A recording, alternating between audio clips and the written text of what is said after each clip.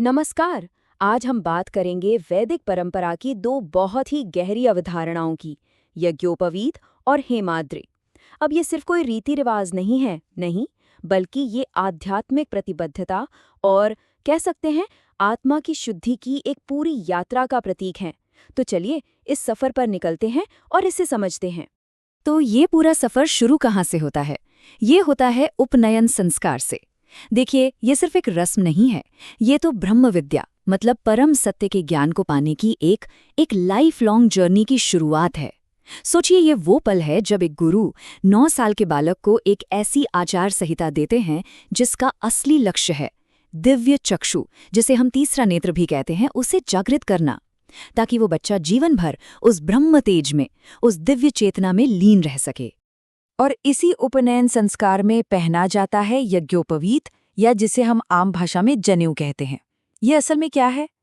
ये एक संकल्प का, एक व्रत का प्रतीक है, एक तरह का वचन जो गुरु के मार्गदर्शन में आध्यात्मिक विकास के लिए दिया जाता है।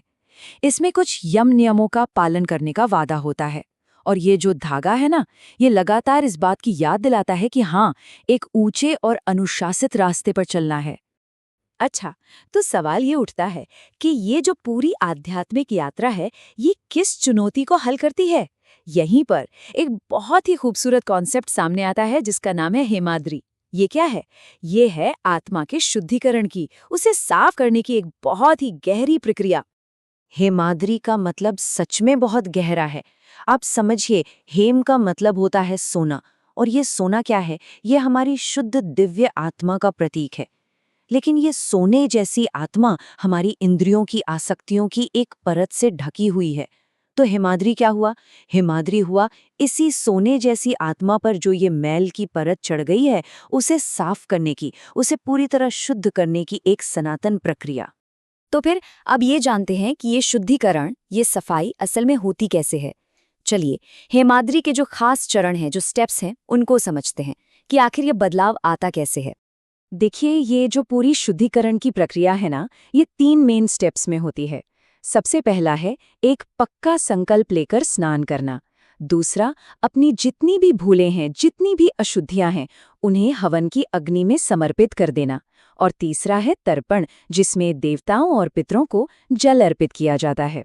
और ये तीनों ही चरण मिलकर एक व्यक्ति को आत्म साक्षात्कार के रास्ते पर आगे बढ़ाते हैं।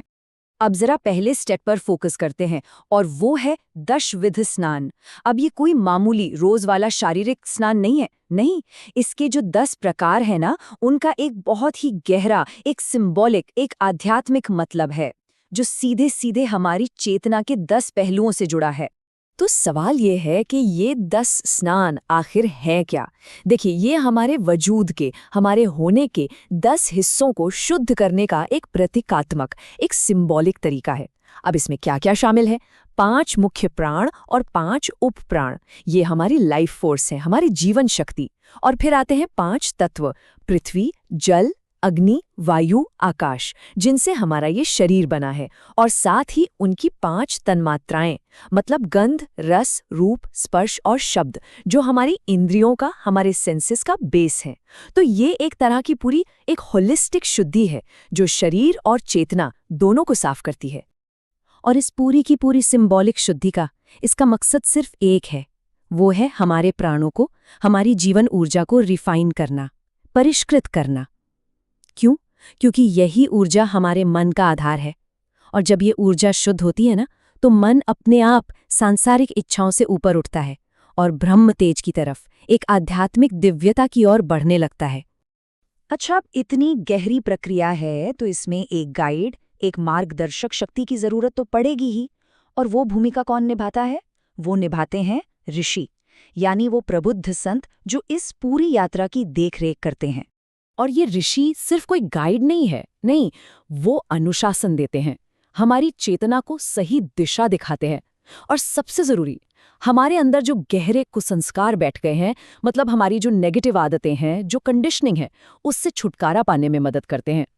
उनकी मौजूदगी ही इस बात की गारंटी है कि साधना करने वाला अपने रास्ते से भटकेगा नहीं।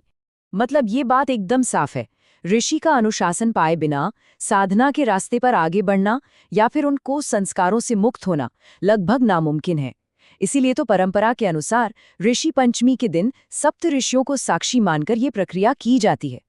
लेकिन रुकिए, ये अनुशासन सिर्फ व्यक्तिगत शुद्धि के लिए नहीं है, इसका एक बहुत बड़ा सामाजिक लक्ष्य भी है।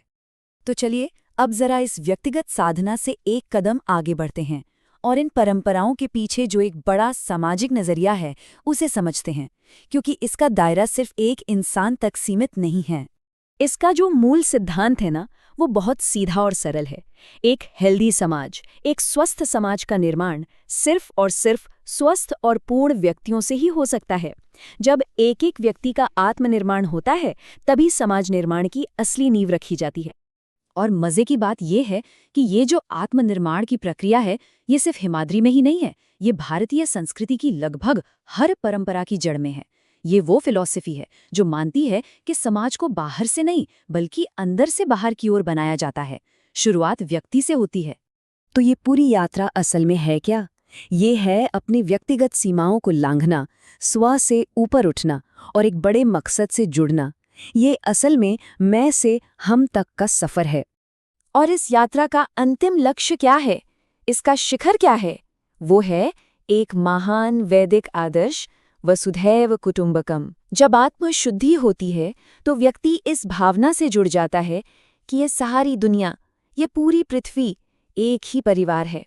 यही इस पूरी साधना का सबसे ऊंचा मुकाम है। और अंत में एक सवाल हम सबके लिए है कि आज के इस दौर में एक बेहतर समाज बनाने के लिए आत्मनिर्माण की ऐसी कौन सी परंपराएं हैं जो आज भी उतनी ही जरूरी, उतनी ही प्रासंगिक हो सकती हैं? इस पर विचार करना वाकई में बहुत जरूरी है।